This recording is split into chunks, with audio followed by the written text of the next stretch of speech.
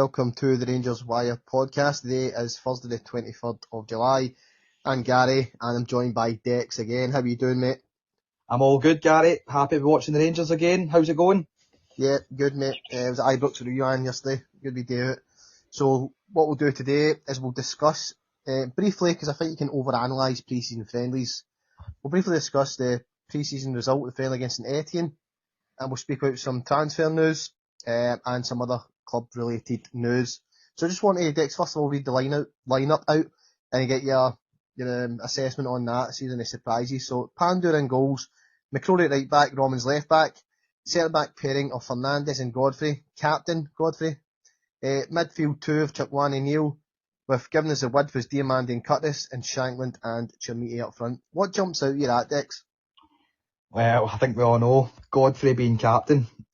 I can't tell you what that's about, personally. Yeah, I was thinking that myself. I mean, I'm not saying he's not got good leadership qualities, or he potentially has, but it's the fact of having a lone player as captain that kind of threw me off. Is that something you see going forward? I need to be honest, I don't want to sound negative here, Gary, but I really hope not. I'd even go as far to say see if you had to name 11 of the players and who I think would be captain, he'd genuinely be the bottom of that list. He's on loan. He's never played in Scotland. It's just a decision that baffled me, I'd be honest. Yeah, I was quite surprised when it came out myself. But yeah, I mean, I don't know. I mean, it's pre-season. You don't know if he just kind of... I mean, I read on social media, he's just kind of trial and error. Whoever's going to play the longest amount of game, he's trying names. So it's been obviously Shankland, it's been Neil. But yeah, it did surprise me. But we'll see on Sunday. If he's a captain against Sunday, then clearly there's something behind it. But if it's back to Shankland or Neil, then that's what the direction I think he's going to go, Shankland or Neil. But we'll see on Sunday. It'll give us a clearer picture. Into the game itself then, just again a brief overview. So Rangers won 2-1. It was penalties from Shankland and Asgard. I think they were Stonewall penalties. You happy with that result? Was it a fair result? I mean, with the result, yes, I'm happy with the result. But if you ask if I'm happy with the performance, that's a completely different question entirely. Result-wise, yeah, I mean, it's a second division French team. If we're looking at it as simple as that, we should be beating those kind of teams if I want to challenge for a title and do well on a European front. But as I said there, the performance is a different question entirely. What was your thoughts on the performance? Yeah, so I've got it down here. So again, I don't want to overanalyse a friendly because you don't know if they're going 50, 75%, they might be trying new things, etc. But we will analyse a couple of points, and I've got down here 3 positive, 3 negatives. So we'll start with the negatives, and then we'll hopefully end on a high. So I felt, we've spoke about this, that the defending was a wee bit, especially in the first half, was a wee bit disjointed, I think is a good word to use. You know, they were getting a lot of success down our left, and we can get into these for that, but Romans, I'm a big fan of Romans. I think he was getting caught a wee bit going forward, and Curtis wasn't covering, it was dragging Fernandes across, and it just wasn't working. I don't know if it's maybe just a case of them getting used to each other, but what was your opinion on that, especially the first half of the defence? Yeah, it was getting caught out far too much. I would like to think you're right, and they're just getting used to playing with each other. But even at that, I think it just looked a bit too relaxed, a bit too easy to cut us open. It's not really what I want to see going forward. But it's still a new team going, trying to gel together, especially that right hand side. You've got Godfrey and McCrory that haven't played together much, apart from maybe the previous game. But hopefully they strengthen. I still think we need new players going forward in that department. You could say anywhere in defence, centre, left, potentially another backup. If Sterling injures, we've got one right back. That's another problem entirely. No, absolutely. And we'll get into transfers and squad depth in a wee second. But another one there, we'll talk about personnel though. Another negative, I felt, and not just me, I think this was the vast majority of Rangers fans who watched it last night. And in an attacking sense on the wings, we really lacked any kind of creativity. And I think it's down to, obviously we played centre midfielders in the wing, and I just don't think it worked. I don't think it was helping McCrory on the right, having Diamandi there either. What's your thoughts on that? Nah, I think you're quite right. It was obvious we were lacking that creative flair going forward in the wide areas. You know, I'm a big fan of Curtis. Whether he's at the stage to be getting regular minutes for Rangers, that's a debate in its own. But either or, it was obvious there that we need some more firepower in those positions. I'm very surprised as well at the fact that we had at one point Asgard and Diamande on the wings with Gassama and Ant-Man on the bench. That surprised me. And a shout out to yourself as well, because behind the scenes you did say about potentially playing Diamande in the right. You're the first person I've heard to suggest that, and that actually happened. So I had a feeling. I just had a feeling it was going to happen. I think Diamande, normally his work rate's very good, but I think he's very limited when playing out in the wing. He's always wanted to turn side, but he done well win the penalty. Yeah, but I mean, it says a thing or two about a certain few players, doesn't it? I mean, having certain wingers on the bench and not even feature, you don't know if they're being rested, you don't know if you're just trying something new. But it also says about the middle of the park then, does Diamande not in with a shout over there in midfield? Is it starting there then? Who knows? I mean, time will tell, but the last negative point, and it kind of ties these points together, I felt like at times it was disjointed at attack and defence. In the first half, though, I want to stress that because I'm going to go on in a minute with the positives. In the first half, I felt it was a wee bit disjointed, and I think it's partly how St Etienne set up. They were kind of, they got numbers in the middle of the park, and I think we struggled to get on the ball the first half. Yeah. Is that how you seen it? Yeah, pretty much. It was almost as if they were just passing round us, passing through us. We struggled to get on the ball, as you said. I think that's why we're still missing a certain calibre of midfielder, which is strange because we still seem to be linked with the same mould of player. I really want to see us get that playmaker or somebody that can drive and play the killer pass. I feel like we're still lacking that. Yeah, I mean, for all the midfielders we've got, they all seem to be similar types of players, kind of number sixes. Yeah. But on to the positives, I think at half time we'd realised we were losing that kind of battle in the midfield. And McInnes had brought on Cammy Devlin for finally cut us off to change the shape. He put in a holding midfielder there, somebody who can actually break their play up, and it stopped them from knocking the ball about. And actually, him coming on, it freed up Dan Neil a wee bit. I don't know if you noticed this in the first half. I thought Dan Neil was quite quiet. Well, I thought they were all quiet, but I thought he was especially quiet because I expected a lot of things from him. But it freed him up, and actually later on in the game, it's his pass through to Majowski that wins the penalty. So it was a good call from McInnes, do you think? Yeah, 100%. I noticed that myself. I thought Dan Neil struggled to get in the ball, make his mark in the game in the first half. It wasn't until Devlin came on. Devlin's pressing and linking up with the back really freed up Dan Neil, which eventually I'd say led to the assist because Dan Neil had the freedom to go further forward. Shout out to Fernandez for the pass to Dan Neil as well. It was a brilliant line breaking pass. And yeah, I really like Devlin. I think as far as, I know it's a friendly, but as far as the debut could go, it was really positive. He won the ball. With him winning the ball, started attacks. But beyond that as well, his aggressive style of play seemed to kind of galvanise the team a bit. It got us up for it. I feel like the second half was almost like a completely different kind of game. We seemed up for it. We seemed willing to go for it, try and actually get the win. And then that's what it led to, a win. And I think a good thing for Devlin, not just Devlin, we'll speak other subs, but for Devlin coming on, there was one where, I don't know if you remember, Shanklin hits it from the halfway line. It was quite sharp thinking. That was from a tackle from Devlin, who then wins the ball straight to Shanklin. Shanklin switched on sharp and goes for goal. So it definitely added to us.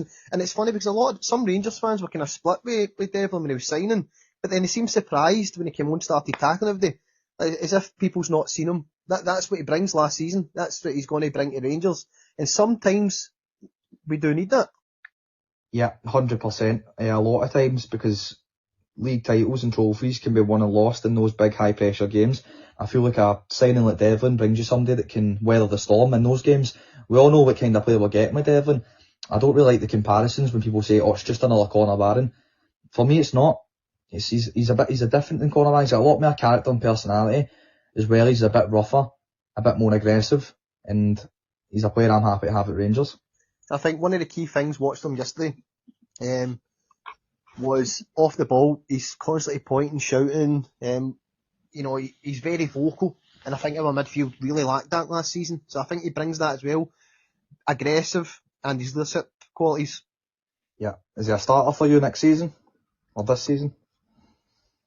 It's a hard one to answer. I don't know yet. See, because of the World Cup, I feel like pre-season's been like a flash this year. It's been quick.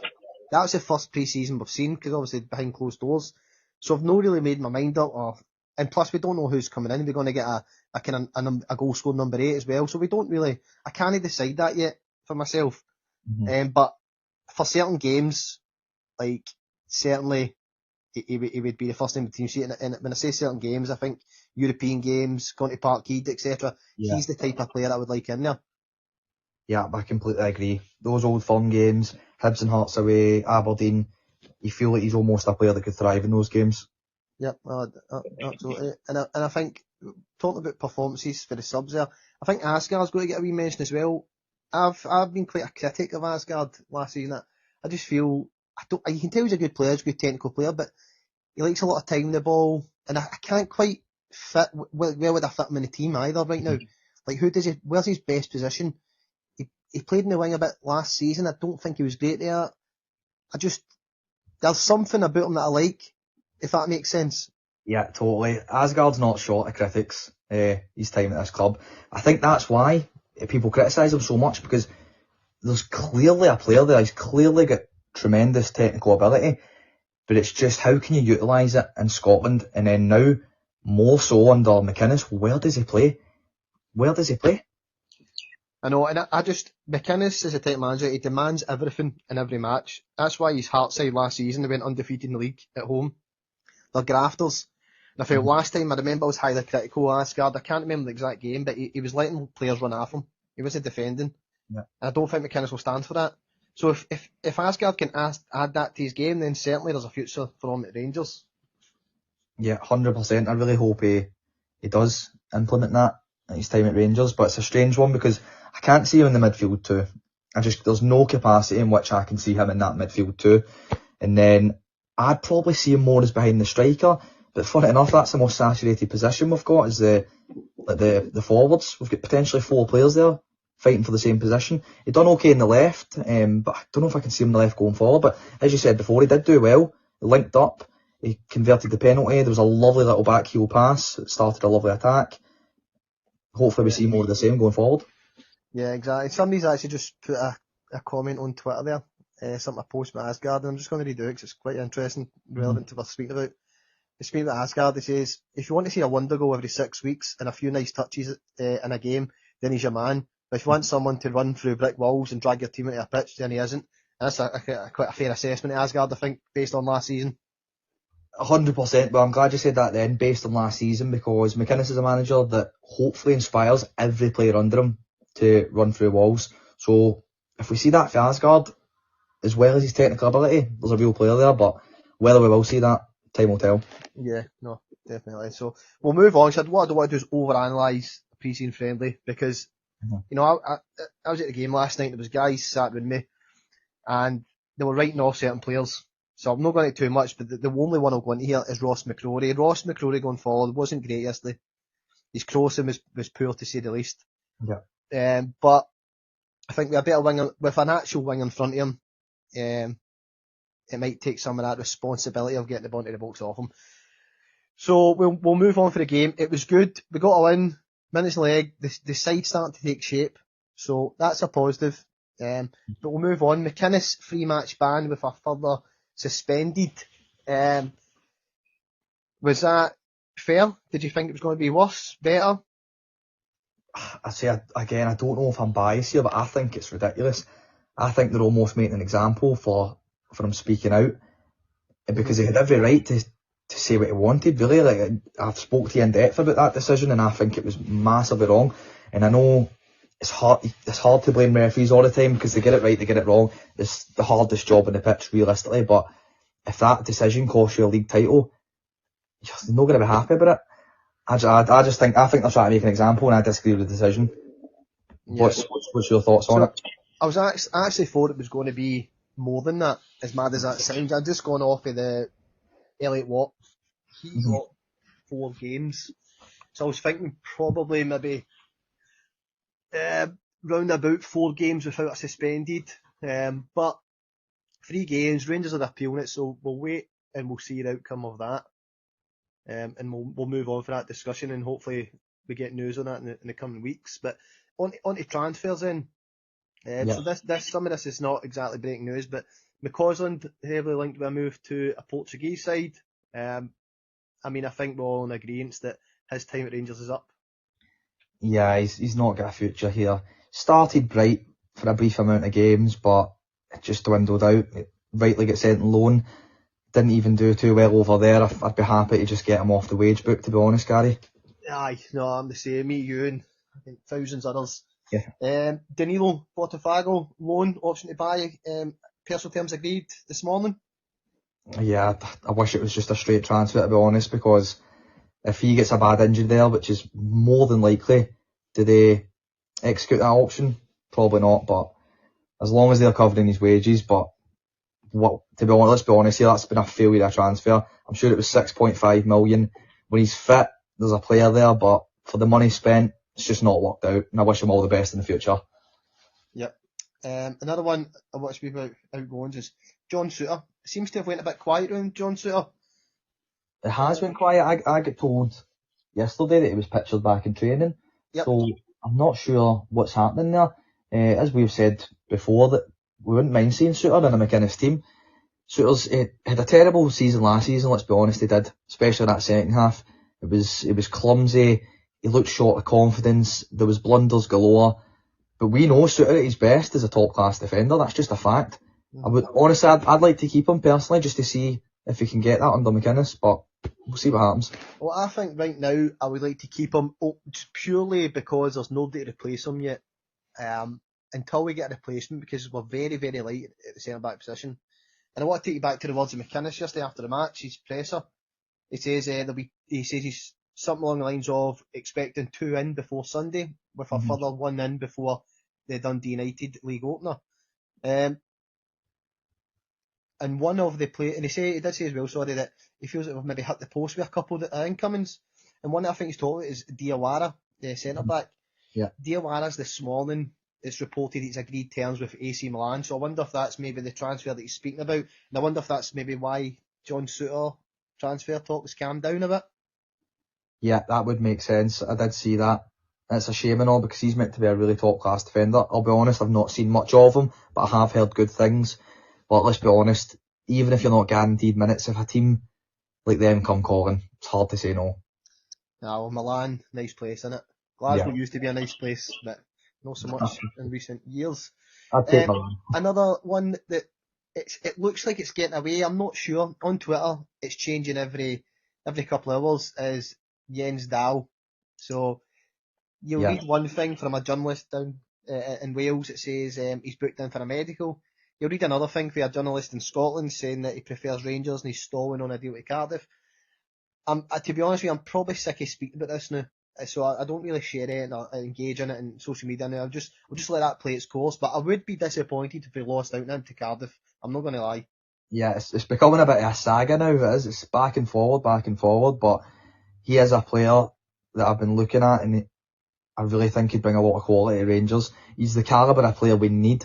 He's that driving midfielder. He's got an eye for goal. He's got good shooting ability. I really hope we do not lose out on him to Cardiff. And also beyond that, he's been saying, again, we don't know how true this is, but it's been said that he's been holding out for Rangers. His place of choice would be with Glasgow Rangers, and I prefer that. I mean, who doesn't prefer that? You want a player that wants to play for the club, first and foremost. And the qualities that he brings, he does look like a fantastic player, and he's had a cracking season so far for Tromsø. Yeah, I just like to think that, imagine for talking's sake, you've got Devlin in the middle putting out fires, and then you've got Hierto Dow going forward, scoring screamers. I mean, we can dream, but it does sound good on paper. I know. And another transfer, we spoke about this at length, and obviously we had someone on the podcast last week to discuss, Dragojevic. I thought he was going to be announced before the game, or at half-time, but nothing. I believe it's a visa issue, not issues, but these things take time sometimes, you know. But looking forward to that one. Hopefully it's sooner than later. I'd love to see him in a pre-season friendly before the league kicks off. Yeah, same. I've heard the same. It's just a visa. Not as much an issue. It's just the red tape surrounding these things. It can take time. I predict they'll be unveiled before Saturday, or before Sunday, sorry, that's when the game is. I reckon that'd be a good time to do it. Yeah, I would imagine with the 2 before Sunday, you would imagine that Dragojevic is one of them.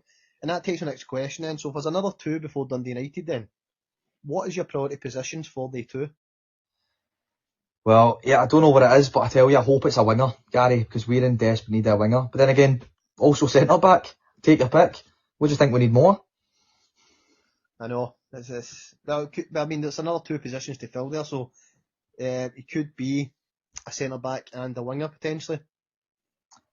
I hope so. I'd still like to see us get a lot more players in. We still need a backup left-back. We still need a centre-back desperately. A winger desperately. And I still think we need a right-back because I don't trust Sterling's fitness over the course of a season. I know. I mean, he was on the bench yesterday, but McInnes had said after the game that he'd had an injection. Yeah, that's right. Which is not good reading. It's something that we've been used to with last season. Fantastic player, just can't stay fit.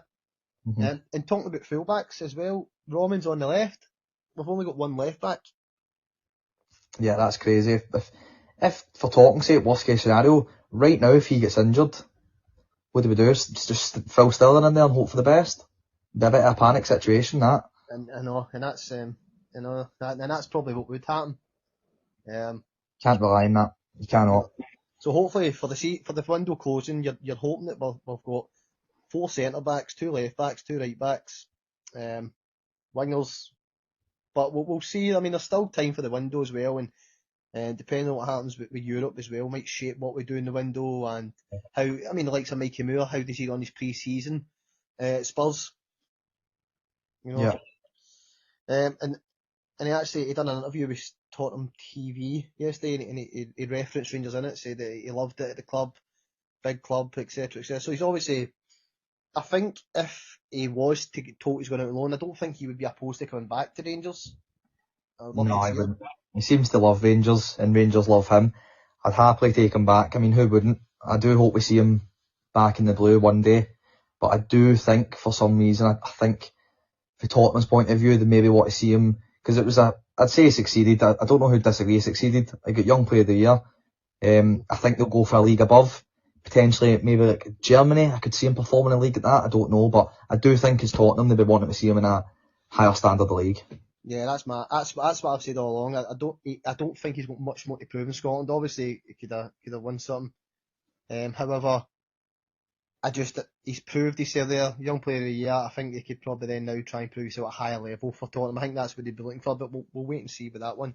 Yeah. So I was speaking about Europe briefly. The Europa League draw was done the other day, and I'm not going to try and pronounce his full name, but Jagiellonia is the side that we got. Looking forward to that one. Yeah, I'll go for the pronunciation because I've been researching this for this moment. Jagiellonia Białystok. That is what Google says you pronounce it like, so I've put myself out there and I've took the risk. We'll go with that. So obviously I can't discuss much on that now because there's so much happening before then, and we'll look to get someone from that side of the world on the podcast closer to the time. But I think it's a fair draw. Just from the outside looking in, I think it's a winnable draw. Favourable almost. Mm-hmm. So yeah, looking forward to that one. I'm looking forward to getting someone on the podcast next week to discuss that. So I just want to end on a few hot topics here that I've seen on social media. And the first one is that Shankland's overweight. It's clearly not coming from Rangers fans, and I've seen this about Shankland for a number of years now. Shankland doesn't have to be six-pack. That's not his game. Shankland's game is his leadership, his finishing, his link-up play. Whether you think he's kind of extra weight or not, he's still, well, the last season, he's the best striker in that league. I think the criticism's harsh. What do you think about that? Have you heard that criticism? I've heard it a lot actually, especially recently. I do think it's harsh, but if I'm being honest, I do understand it, Gary. He's a professional football player. He still gets the numbers, he still performs. But the way I see it is, could they get better numbers? Could they perform more? Would they be able to run that extra yard if he was fitter? But the way he plays and his position, almost, he can get away with it. But I would honestly like to see him a bit trimmer. But it does take me back to the Chris Boyd days. He used to get abuse left and right. People saying about his weight. And he just replied with goals. Goals, goals, goals. So if Shankland does the same, I'll not mention his weight the rest of the season. So ask me again in a couple of months and we'll talk about it. No, absolutely. And the last one here, and this is something that I was speaking at the football last night, was that we haven't actually improved the starting 11. Now, I think it's easy to say that based on that game last night because, to be fair, overall, it was quite, it was very much a friendly atmosphere. The way it was played friendly until Devlin came on. But I think we have improved, and I think we'll improve even more with wingers. Mm-hmm. Would you say we've improved the 11? I need to disagree with you, Gary. I really, and I'm quite a positive fan, I'd like to think, but I don't think we have. If I'm looking back to last season, I think we'd maybe more for a start. With Tavernier, I know he was in the decline, but you could still rely on him. He's still got some numbers. And right now, we're lacking width massively. We've got McCrory and Sterling. We've not seen enough of McCrory, so I'm not going to be harsh on him.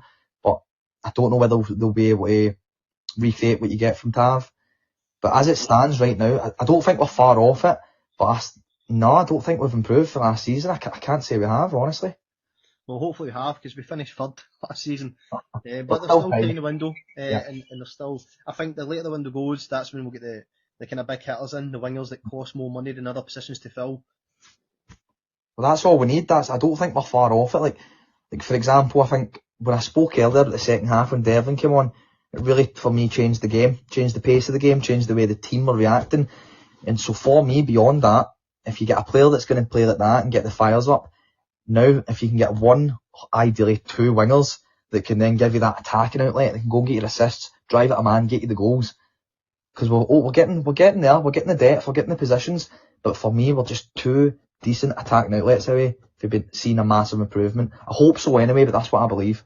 Yeah, no, I agree, and I think that will do us there for the talking points this week, Dex, and we look forward to. We'll do a post match after the West Ham as we start to ramp up to the season starting, and there's a lot of exciting things coming in the near future. Dex,